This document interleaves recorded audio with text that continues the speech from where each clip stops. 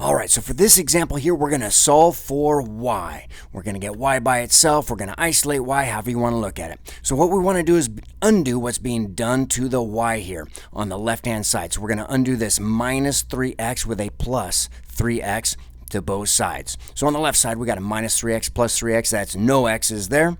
And so on the left-hand side, just a 2y equals. Now this 3x and the minus 12, we're not going to actually add the 3 and the minus 12 together because they're different terms. There's an x term and the negative 12 is just a constant. So we're just doing an add like terms type thing.